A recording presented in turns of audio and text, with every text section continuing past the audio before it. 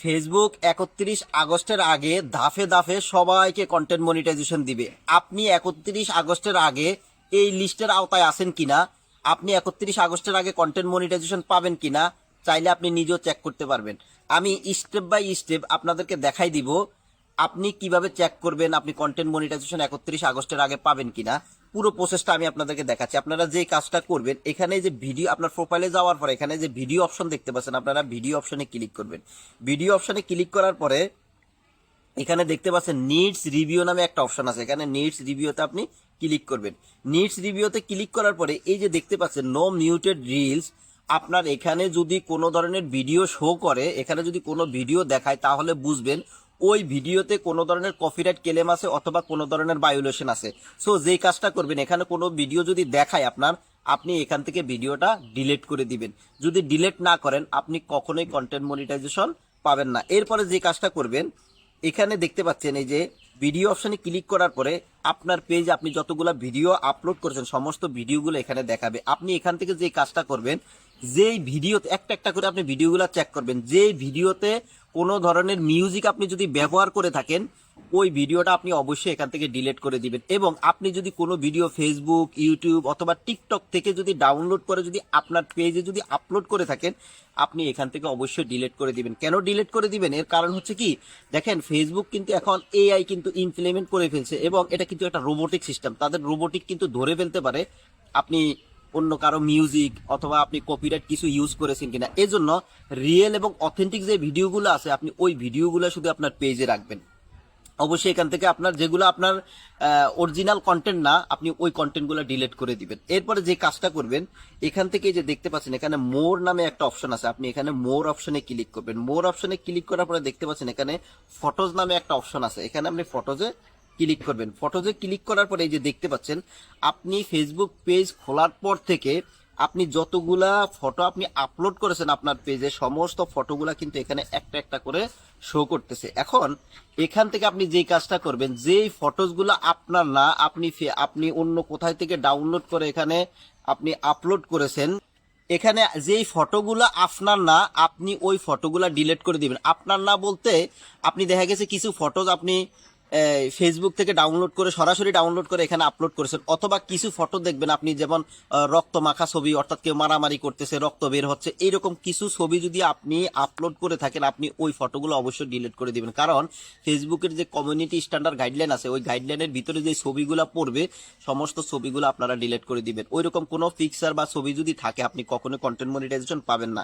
এই যে আমি যদি একটা ছবি ডিলিট করে দেখাই, এই ছবিটা আমি ফেসবুক থেকে হুবহু ডাউনলোড করে কিন্তু এখানে আপলোড করেছি, সরি গুগল থেকে। সো আমি এখান থেকে যে ক্লিক করে আমি এখান থেকে এটাকে ডিলিট করে দিব। এরকম আপনি একটা একটা করে সমস্ত ছবিগুলো আপনি ডিলিট করে দিবেন। এরপর আপনি যে কাজটা করবেন, আপনি ব্যাকে চলে আসবেন। আপনি এখানে দেখতে পাচ্ছেন প্রফেশনাল ড্যাশবোর্ড নামে একটা অপশন আছে, আমরা এখানে প্রফেশনাল ড্যাশবোর্ডে ক্লিক করব।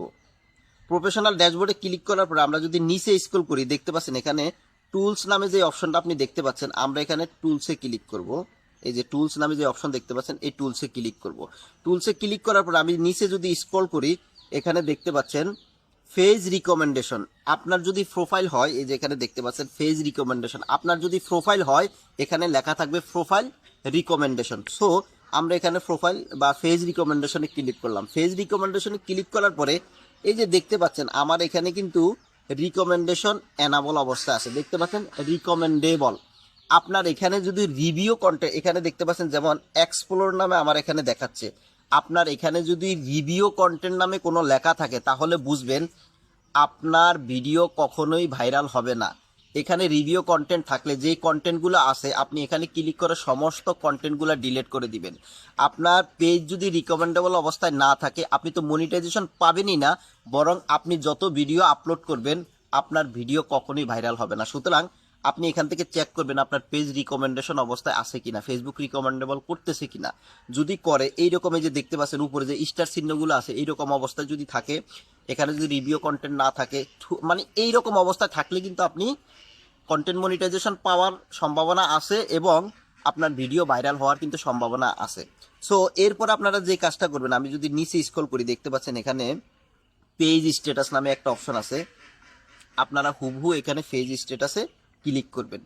পেজ স্ট্যাটাসে ক্লিক করার পরে এই যে দেখতে পাচ্ছেন আমার এখানে দেখাচ্ছে পেজ হ্যাজ নো ইস্যু। আপনার এখানে যদি পেজ হ্যাজ নো ইস্যু থাকে তাহলে বুঝবেন আপনার পেজে কোনো ধরনের ভায়োলেশন, কোনো ধরনের কপিরাইট ক্লেম নেই। কিন্তু আপনাদের অনেকের এখানে পেজ হ্যাজ সাম ইস্যু লেখা থাকতে পারে। যদি পেজ হ্যাজ সাম ইস্যু থাকে তাহলে বুঝবেন আপনার পেজে কোনো ধরনের ভায়োলেশন অথবা কপিরাইট ক্লেম আছে। এই পেজের আপনার কপিরাইট ক্লেম এবং ভায়োলেশনগুলো আপনি কিভাবে দূর করবেন এই বিষয়ে কিন্তু আমার পেজে একটা ভিডিও দেয়া আছে, চাইলে ওই ভিডিওটা দেখে আপনি আপনার কপিরাইট ক্লেমগুলো কিন্তু আপনি দূর করতে পারবেন। এখন কথা হচ্ছে আপনার পেজে যদি এই পেজের সাম ইস্যু থাকে আপনি কিন্তু ভাই মনিটাইজেশন পাবেন না। এখন অনেকেই বলতে পারেন ভাই আমার পেজে ইস্যু আছে, পেজের সাম ইস্যু এখানে লেখা আছে, তারপরে আমি কিন্তু মনিটাইজেশন পেয়েছি। হ্যাঁ, আপনার কপাল ভালো, দুই একজন পাইতে পারেন, কিন্তু কথা হচ্ছে মনিটাইজেশন পাওয়ার পরে কিন্তু আপনি ফেসবুকে সফল হইতে পারবেন না। আপনার হয়তো পে আউটে কোনো ঝামেলা করে দিবে, কোনো না কোনো আপনি সমস্যায় পড়বেন। এরপর আপনি এখান থেকে যে কাজটা করবেন, আমি এতক্ষণ আপনাদেরকে দেখাইলাম এই যে রিকমেন্ডেশন আপনার এনাবল আছে কিনা এবং মনিটাইজেশন আপনার এনাবল আছে কিনা। আপনি চাইলে এখান থেকে আপনি চেক করে নিতে পারেন। এই যে আমার আপনারা দেখবেন রিকমেন্ডেশন আমার এখানে এনাবল আছে, আপনিও দেখবেন আপনার এনাবল আছে কিনা। এরপরে মনিটাইজেশনে ক্লিক করবেন। মনিটাইজেশনে ক্লিক করার পরে এখানে দেখবেন your page is active and earning. আপনার পেজটা অ্যাক্টিভ এবং আর্নিং আছে কিনা এটা এখান থেকে আপনারা দেখে নেবেন। এরপরে যে কাজটা করবেন, আমি একদম ব্যাকে চলে আসবো। ব্যাকে গিয়ে আমি আপনাদেরকে একটা বিষয় দেখাচ্ছি। এই যে আপনারা এখান থেকে হেল্প অ্যান্ড সাপোর্ট নামে একটা অপশন দেখতে পাচ্ছেন। এই যে হেল্প অ্যান্ড সাপোর্ট, এখান থেকে আপনারা হেল্প অ্যান্ড সাপোর্টে ক্লিক করবেন। সাপোর্টে ক্লিক করার পর এখানে দেখতে পাচ্ছেন সাপোর্ট নামে একটা অপশন আছে, এখান থেকে আপনারা সাপোর্টে ক্লিক করবেন। সাপোর্টে ক্লিক করার পরে এই যে এখানে দেখতে পাচ্ছেন সাপোর্ট ইনবক্স নামে একটা অপশন আছে, এই সাপোর্ট ইনবক্সে আপনারা ক্লিক করবেন। সাপোর্ট ইনবক্সে ক্লিক করার পরে এখানে দেখতে পাচ্ছেন রিপোর্টস অ্যাবাউট আদার। এই অপশনটা হচ্ছে আপনি যদি কাউকে রিপোর্ট করে থাকেন, আপনি কাউকে যদি কপিরাইট ক্লেম দিয়ে থাকেন তাহলে কিন্তু এগুলো এখানে শো করবে। সুতরাং এখান থেকে আপনি একটা একটা করে ডিলিট করে দিবেন, নো রিপোর্টস এই অপশনটা করে রাখবেন। এরপরে যে কাজটা করবেন, ইউর অ্যালার্ট নামে যে অপশনটা আপনারা দেখতে পাচ্ছেন, এই যে ইউর অ্যালার্ট নামে যে অপশনটা দেখতে পাচ্ছেন, এই ইউর অ্যালার্টে আপনারা ক্লিক করবেন। এই ইউর অ্যালার্টে ক্লিক করার পরে এখানে যদি কোনো ধরনের ক্লেম থাকে, কোনো ধরনের ইস্যু থাকে আপনার এখানে শো করবে। অর্থাৎ ফেসবুক থেকে যদি কোনো ধরনের কপিরাইট ক্লেম আপনার এখানে আসে অথবা কোনো ধরনের ভায়োলেশন আছে আপনার এখানে কিন্তু শো করবে। যদি এরকম থাকে, কোনো ইস্যু থাকে, তাহলে কিন্তু ভাই আপনি মনিটাইজেশন পাবেন না। এখান থেকে আপনাকে এই ইস্যুগুলা দূর করা লাগবে। কিভাবে দূর করবেন এই বিষয়ে কিন্তু আমার পেজে ভিডিও দেয়া আছে, ভিডিওটা আপনারা দেখে নেবেন। সো এইভাবে কিন্তু চাইলে আপনি চেক করে নিতে পারেন আসলে 31 আগস্টের আগে আপনি ফেসবুক থেকে আসলে কন্টেন্ট মনিটাইজেশন পাবেন কিনা। যদি আমি যে প্রসেসগুলো দেখাইছি আমার পেজের মতো যদি আপনার পেজে এরকম একদম ফ্রেশ থাকে, কোনো ধরনের ভায়োলেশন না থাকে, কপিরাইট ক্লেম না থাকে, তাহলে 31 আগস্টের আগে আপনিও কিন্তু কন্টেন্ট মনিটাইজেশন পাবেন। সো ভিডিওটা যদি ভালো লাগে আর আমি আমার পেজে কিন্তু এরকম ভিডিও আপলোড করে থাকি, সবাই ভিডিওটা একটু শেয়ার করে দিবেন এবং পেজে যদি ফলো দিয়ে না থাকেন পেজটাকে একটু ফলো করে রাখবেন। সবাই ভালো থাকবেন, আসসালামু আলাইকুম।